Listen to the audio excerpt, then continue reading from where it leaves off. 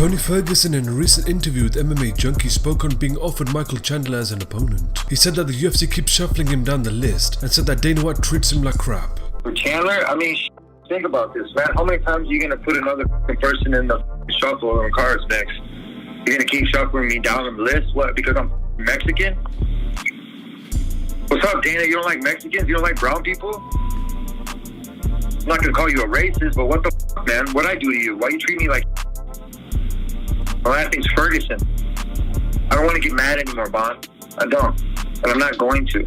But that being said, I said my piece.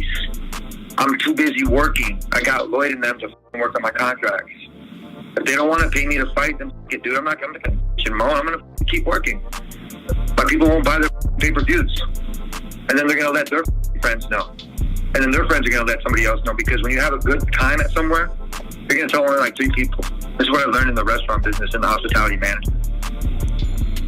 So listen, Mike, when you have a bad time somewhere, you're going to tell everybody. Leon Edwards has been removed from the UFC Welterweight rankings due to inactivity. Ariel Helwani broke the news and posted this on his Twitter, saying, UFC officials have told Leon Edwards' team that he has been removed from the UFC rankings. Sources say, this comes from following frustration surrounding not being able to book his next fight. No comment yet from Edwards or UFC. Of course they can do this since it is their rankings. He followed up with, after the Woodley fight fell through in March, the next offer came on short notice to fight Usman in July, then Covington when Woodley was iffy, then Jeff Neal and then Khamzat Chimaev on December 19th. Edwards didn't agree to those fights. Leon Edwards cleared the air and posted this on his Twitter, saying, I'm still in the rankings. F all the inactivity. The only reason I haven't fought is because all of these so-called top guys turned me down. Khamzat, want to fight then? A 3-round bantamweight bout between Jose Aldo versus Marlon Vera has been targeted for UFC 255. Jose Aldo is coming off a TKO loss to Petr Yan, and Marlon Vera is coming off a TKO win over Sean O'Malley. A 3-round lightweight bout between Islam Makhachev versus Rafael dos Anjos has been rescheduled for a UFC card on November 14th. Islam Makhachev is coming off a unanimous decision win over Davi Ramos, and Rafael dos Anjos is coming off a unanimous decision loss to Michael Chiesa.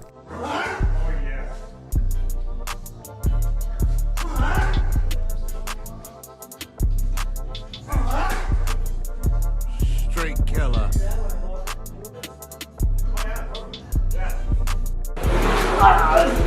Two, 3, 4, 5. When you have been on diet for a while, Gram. You feel? Yes, of course. Brother, I'm coming after Khamzat. I'm gonna smash this guy with this tiramisu, brother. Dustin Poirier on Sirius XM speaks on why the fight with Tony Ferguson fell through. I think, well, I know me and the UFC couldn't agree on a couple things. Me and Tony both wanted the fight. Like I said, we couldn't agree, so they offered Tony Chandler. I think he had a problem with some stuff as well, so they offered me Chandler.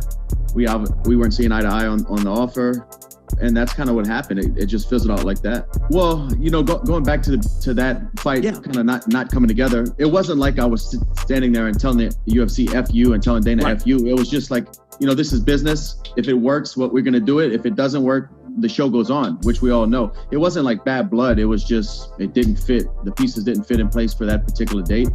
So that maybe that's why, you know, we weren't cursing each other out and yelling. Right. It was just business. So that's why an opportunity came like this with me and Connor. Connor wanted to fight. I didn't have a fight. I'm number 2 in the rankings. It just kind of made sense.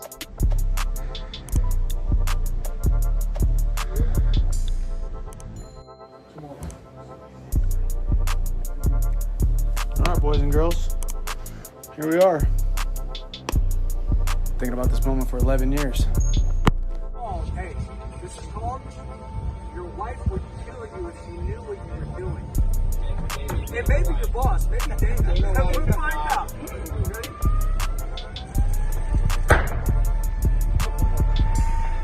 That's what that's called. Sorry, Dana. What?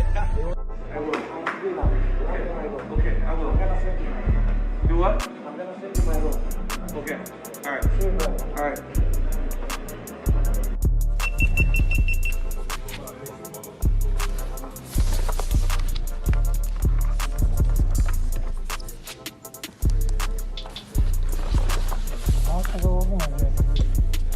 I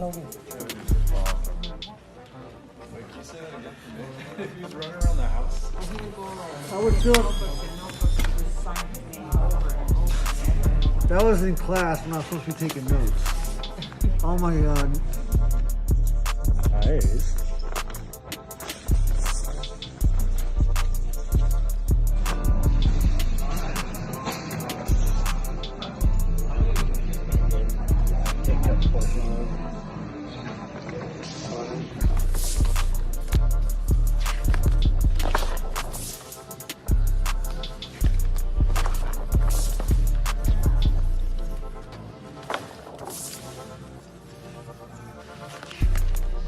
Michael Chandler at the UFC 254 Media Day speaks on how he has prepared for both Khabib Nurmagomedov and Justin Gaethje. Yeah, I mean, I think in general, I really focus 80% of my training just on myself anyway, but I think it really does help that Khabib, you have to prepare more for a grappling style.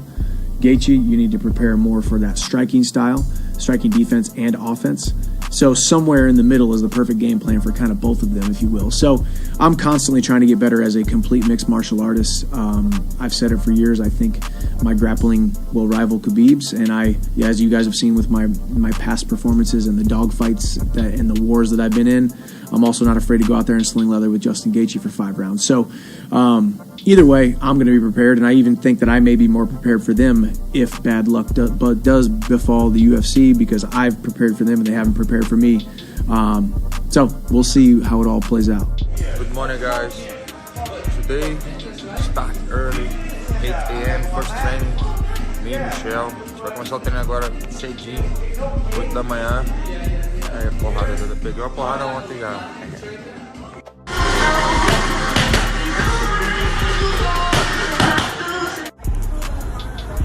Echo by B-Strike. Kenny Florian on the Anik and Florian podcast gives his thoughts on Brian Ortega's win over the Korean Zombie. I think we talked about it, but a lot can change in 2 years. And I think this was a much better version of Ortega. He was really redesigned, to be honest. And, he brought everything from better offensive skill to a much improved defensive mindset as well. And I think what concerned me was the fact that Ortega will get in there and brawl. That's kind of been one of his things. He can also, kind of get chewed up the beginning of a lot of fights. And Korean Zombie has a knack for dragging you into a brawl. Well, Ortega didn't take the bait. I thought that not only did Ortega look different, he made Zombie look really bad. He made him look like he really was not a skillful fighter. Now, that could be true, but Korean Zombie has no footwork. He wants to get in there and trade, and Ortega was moving his feet extremely well, got that jab going well, established his long-range weapons. And anytime Zombie did get in, he was getting clipped with something hard, whether it was a spinning elbow attack or an uppercut or a short shot down the middle. It was a brilliant performance by Brian Ortega.